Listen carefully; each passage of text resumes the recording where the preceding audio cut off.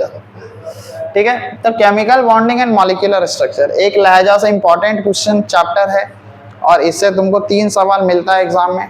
एक हिस्सा हाइब्रिडाइजेशन से पूछता है, एक हिस्सा स्ट्रक्चर से पूछता है और एक हिस्सा मन करेगा तो पूछेगा, नहीं मन करेगा तो नहीं पूछेगा, वो है मॉलिक्यूलर और वाइटल थ्योरी। ठीक है, तो एक तरीके से अच्छा चैप्टर है, इंपॉर्टेंट चैप्टर है। ठीक है, तो इसमें पढ़ना असल में है, शुरुआत में थोड़ा सा लीवाइस डॉट स्ट्रक्चर की तरफ मूव करेंगे, चार्ज वार्ज बनाना सीखेंगे। दूसरा हिस्सा 3 थ्योरी में बटेगा, एक वेस्पर थ्योरी होगा, एक वीबीटी थ्योरी होगा और एक मॉलिक्यूलर और वाइटल थ्योरी होगा। ठीक है, ये तीनों ही आपके लिए ज़रूरी है। पहला बॉन्डिंग का हिस्सा आसान होता है और उतना ज़्यादा ज़रूरी नहीं होता है। तो यही पढ़ना है। तो सबसे पहले बात करते हैं केमिकल बॉन्ड की। ठीक है, आराम आराम से चलेंगे। केमिकल बॉन्ड थोड़ा सा कार्बन एंड इट्स कंपाउंड से जुड़ा हुआ चैप्टर है ये, पर धीरे धीरे तुमको बहुत गहराई में ये ले जाएगा बॉन्डिंग के बारे में।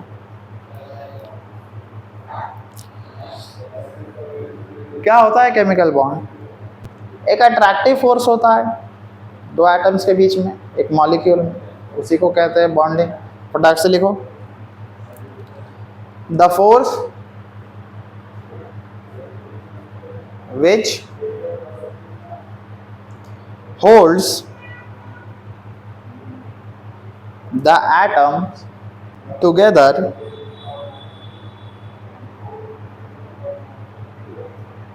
in a molecule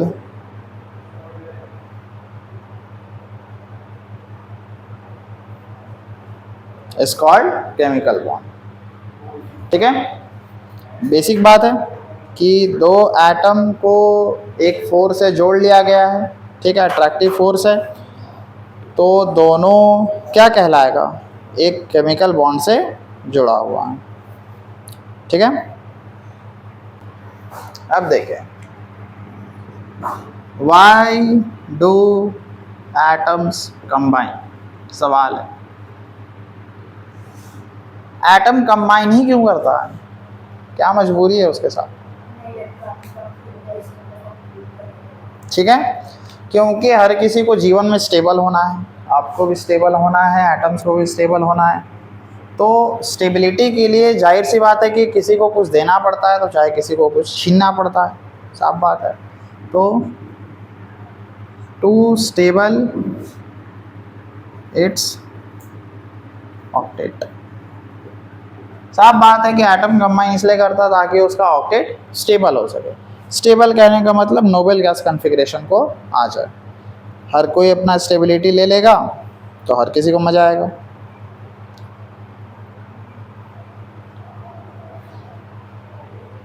ठीक, आगे बढ़ते हैं फटाक से, क्योंकि इधर ज़्यादा दिमाग लगाना नहीं है। Levi's symbols. Levi's symbol 10th class में पढ़े हुए हो तुम। लिवाइस सिंबल क्या होता है? टू रिप्रेजेंट, नहीं पढ़े हो, याद दिलाएं। To represent valence shell electron in an atom, this is what called Lewis symbol. याद करो, वैलेंस शेल का इलेक्ट्रॉन दिखाना है। सोडियम के पास वैलेंस में कितना शेल, वैलेंस में कितना इलेक्ट्रॉन होता है? क्लोरीन के पास होगा चाहिए। ठीक है, सबका वैलेंस शेल लिख रहे हैं ऐसा। ठीक है, तो वैलेंस शेल को एक डॉट के रूप में प्रेजेंट करते हैं और इसी को हम लोग बोलते हैं लिवाइस सिंबल्स। ठीक है, चलिए आइए, तो सबसे पहले दोनों बॉन्डिंग के बारे में बात करेंगे। 2 तरीके का बॉन्ड जनरली अवेलेबल है, एक कोवेलेंट बॉन्ड और एक आयोनिक बॉन्ड। ठीक, 2 तरीके का बॉन्डिंग है। तो शुरुआत में चूँकि आयोनिक बॉन्ड छोटा है तो पहले इसको निपटा लेते हैं। कोवेलेंट और आयोनिक में डिफरेंस भी लिखने आता है, ये भी एक क्वेश्चन है आपके लिए। तो पहले दोनों को समझ लीजिए कि आयोनिक बनता कैसे है। कैसे डिफाइन करोगे आयनिक बॉन्ड को?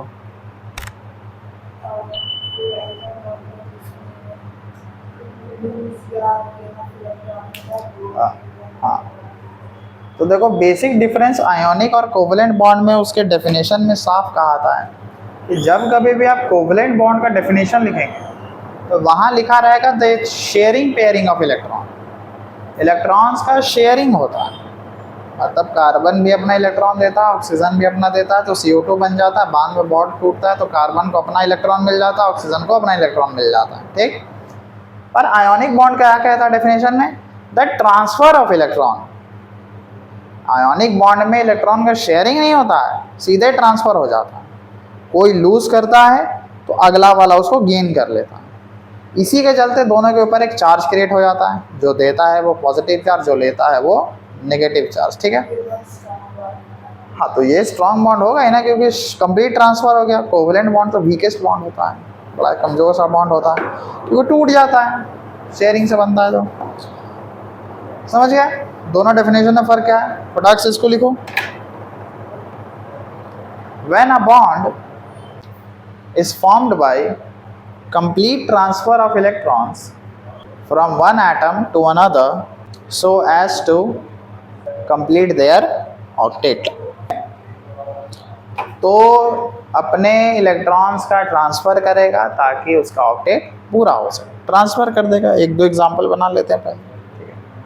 सबसे बेसिक एग्जांपल क्या है? NaCl वाला ही। सर Na के पास एक है, Cl के पास भी एक है, तो Na अपना एक इलेक्ट्रॉन इसको ट्रांसफ़र कर दिया, तो क्या हो गया? Na के पास प्लस चार्ज और प्लस Cl एक इलेक्ट्रॉन लेके माइनस चार्ज, ठीक है।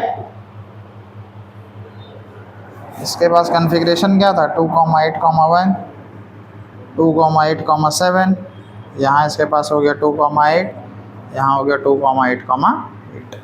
देखो स्टेबल हो गई, ठीक। एक और देखोगे तो फिर बना के दिखाओ CaF2 का।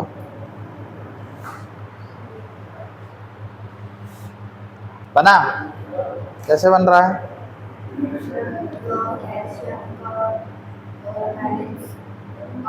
दो होता है, मान लो 2 को फ्लोरीन है,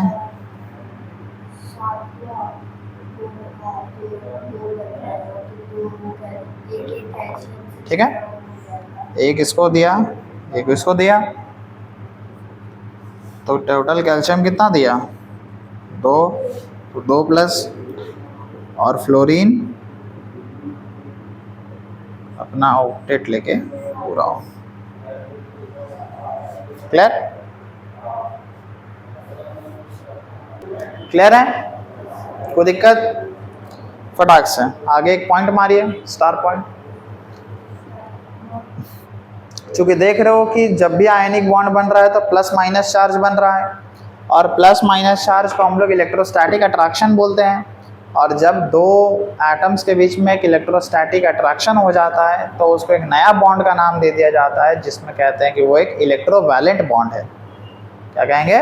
इलेक्ट्रोवैलेंट बॉन्ड, ठीक। लिखो, द बॉन्ड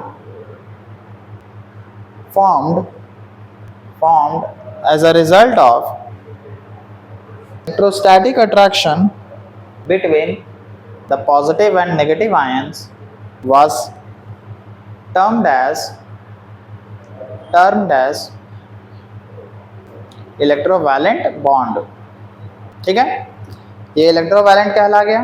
फिर तुमसे पूछेगा कि इलेक्ट्रोवैलेंस किसको बोलते हैं? तो जब एक इलेक्ट्रोवैलेंट बॉन्ड का फॉर्मेशन होता है तो जिस एटम के ऊपर जितना चार्ज होता है, यही इसके लिए चार्ज है और ये इसके लिए चार्ज है, तो यही दोनों क्या कहला जाएगा? इलेक्ट्रोवैलेंस। कि जो चार्ज यहाँ पर आता है असल में यही इसका बैलेंस होता है, ठीक है।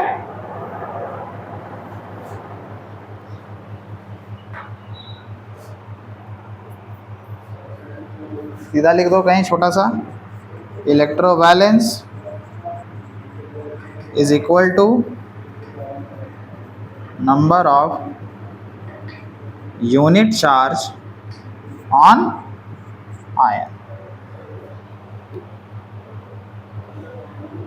जो यूनिट चार्ज आयन पे है वही असल में क्या है, इलेक्ट्रोवैलेंस।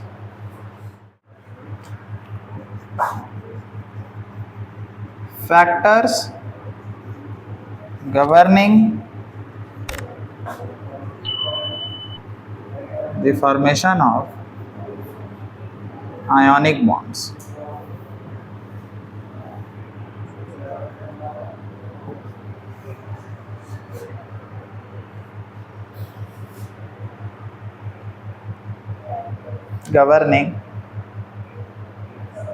गवर्निंग डिपेंड कह सकते हो तुम, ठीक है। तो इसमें सबसे पहला फैक्टर क्या आएगा,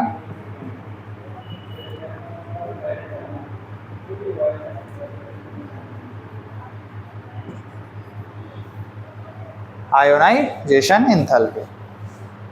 पहले मिल चुके हो तुम इससे। तो आयोनाइजेशन एंथैल्पी क्या होना चाहिए आयनिक बॉन्ड्स में, ज़्यादा होना चाहिए कम होना चाहिए? क्योंकि देखो आयोनिक बॉन्ड बनाना है तो तुमको दोनों का ज़रूरत है, आइदर पॉजिटिव का भी ज़रूरत है और नेगेटिव का भी ज़रूरत है, ठीक है। तो सर पॉजिटिव कब आएगा, जब कोई इलेक्ट्रॉन लूज़ करेगा। और तुम जानते हो कि आयोनिक बॉन्ड के फॉर्मेशन में कौन कौन आता है, मेटल आता है और नॉन मेटल आता है, यही ना है, NaCl, ठीक है। तो मेटल भी आ रहा है, नॉन मेटल भी आ रहा है। तो भाई अब मेटल जब तक इलेक्ट्रॉन लूज नहीं करेगा तब तक पॉजिटिव चार्ज नहीं आएगा, जब तक पॉजिटिव चार्ज नहीं आएगा तब तक आयनिक बॉन्ड बनेगा नहीं। और तुम पिछले दिन जब पीरियोडिक टेबल का फंक्शन लिखा रहे थे तो क्या बताए थे कि हीलियम का आयोनाइजेशन एंथैल्पी क्या होता है, सबसे लोएस्ट होता है। यानी कि जो इधर अल्कली मेटल है, जो मेटल वाला एरिया है, वहाँ पर आयोनाइजेशन एंथैल्पी लगभग सबका बहुत कम होता है, क्योंकि साइज बड़ा होता है ना। उधर तो साइज छोटा होता है, इधर से उधर जाता है तो एटॉमिक साइज डिक्रीज करने आता है, तो इधर से इलेक्ट्रॉन निकालना क्या होता है, आसान होता है। तो कुल मिला के बात है कि जो पॉजिटिव चार्ज ले आएगा वो कहीं ना कहीं नेगेटिव के साथ मिलकर आयनिक बॉन्ड जल्दी बना लेगा, और जितना जल्दी पॉजिटिव चार्ज मिलेगा उतना जल्दी आयनिक बॉन्ड बनाएगा। तो हम क्या कह सकते हैं कि आयोनाइजेशन एंथैल्पी इज लो। आम भाषा में आयोनाइजेशन एंथैल्पी कम हो रहा होगा, कम है तभी ना बॉन्ड, अरे जब तक देंगे नहीं पॉजिटिव चार्ज आएगा नहीं तो बॉन्ड कैसे बनेगा। तो पहला फैक्टर ये होना चाहिए कि उसका आयोनाइजेशन एंथैल्पी क्या होना चाहिए, कम होना चाहिए। जितना कम एनर्जी में इलेक्ट्रॉन लूज करा देगा उतना सस्ता में हम लोग आयनिक बॉन्ड निकाल लेंगे, ठीक है। तो पहला फैक्टर ये डिपेंड किया कि भाई आयोनाइजेशन एंथैल्पी कम होना चाहिए। तो भाई मेटल ही ना पॉजिटिव देगा, तो मेटल का आयोनाइजेशन एंथैल्पी कम होना चाहिए, बिकॉज it makes them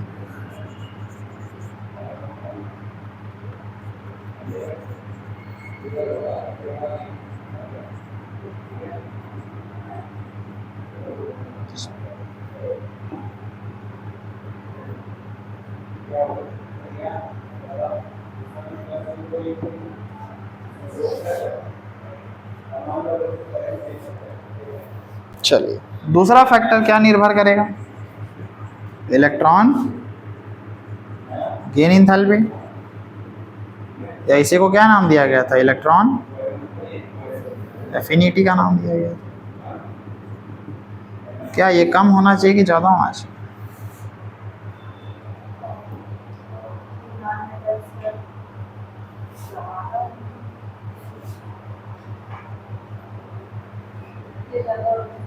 ज़्यादा होना चाहिए, क्योंकि अगर इलेक्ट्रॉन गेन एंथैल्पी जितना ज़्यादा होगा, ठीक है, यानी कि पॉसिबिलिटी उसमें इलेक्ट्रॉन जोड़ने का उतना ज़्यादा होगा और उतना ज़्यादा एनर्जी रिलीज़ करेगा, ठीक है।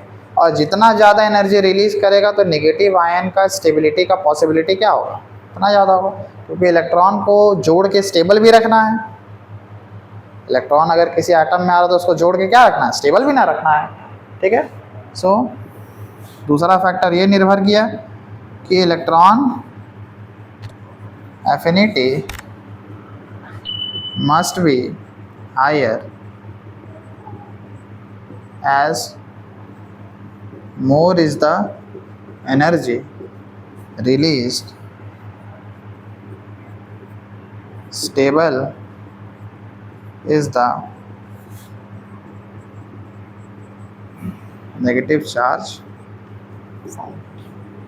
जितना ज़्यादा हाई होगा एनर्जी उतना ज़्यादा निकलेगा, और जितना ज़्यादा निकल जाएगा एनर्जी तो इलेक्ट्रॉन को जुड़ने में ज़्यादा दिक्कत नहीं होगी, क्योंकि उसके पास अगर एनर्जी रह गया तो फिर पेनिट्रेशन करा देगा, लड़वा देगा दोनों को, लड़ाएगा तो स्टेबल नहीं रह पाएगा। तो दूसरा फैक्टर ये निर्भर किया कि भाई इलेक्ट्रॉन एफिनिटी ज़्यादा होना चाहिए।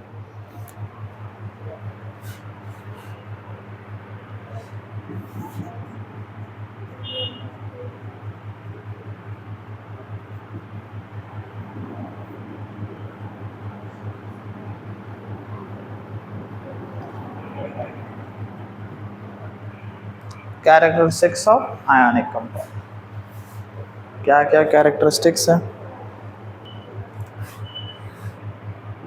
पहला फिजिकल स्टेट। फिजिकल स्टेट में कैसा दिखता है ये लोग, क्योंकि प्लस माइनस का इंटरैक्शन होता है, और प्लस माइनस का इंटरैक्शन जब भी होता है तभी एक लैटिस का फॉर्मेशन होता है। ठीक है, लैटिस वो 12 में चैप्टर में है। लैटिस मतलब एक सॉलिड क्रिस्टल होता है। ठीक है, लैटिस क्या होता है, एक सॉलिड क्रिस्टल होता है। तो जब भी प्लस और माइनस मिलेगा तो एक सॉलिड क्रिस्टल का फॉर्मेशन होगा। दो कह सकते हैं कि इसका जो फिजिकल स्टेट होगा वो सॉलिड इन नेचर होगा। क्लियर है, तभी हार्ड टू सेपरेट होता है, तभी ना बॉन्ड मजबूत बनेगा। ठीक है, क्या लिख सकते हैं, the formation of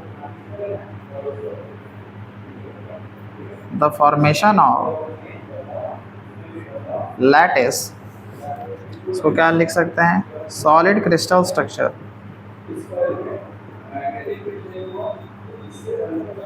is formed by, छोड़ो टाइम हो गया, is formed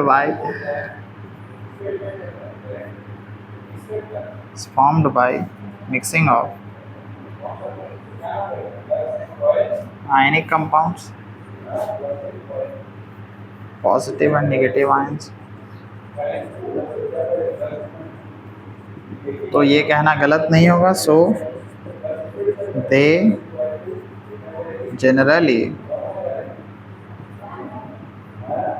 exist in solid state।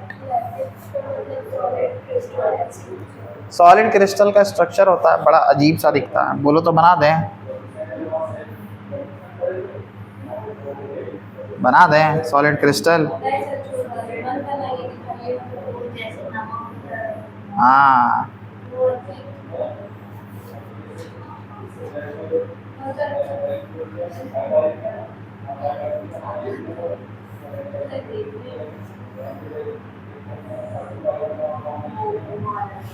ये होता है सॉलिड क्रिस्टल का स्ट्रक्चर। यहाँ पर आयन बैठा होता है, पॉजिटिव नेगेटिव वाला सेपरेट करता है तो एक प्रॉपर क्रिस्टल का रूप ले लेता है। ये क्रिस्टल का structure. High melting and boiling point,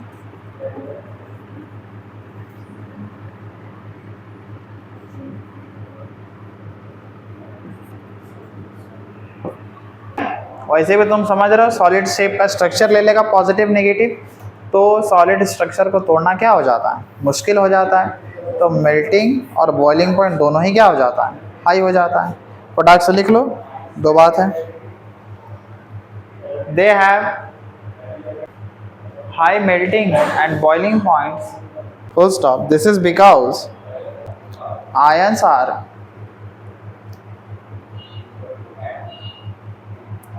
tightly held together by strong electrostatic forces।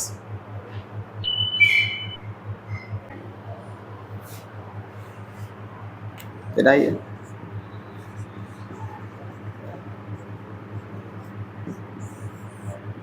Solubility,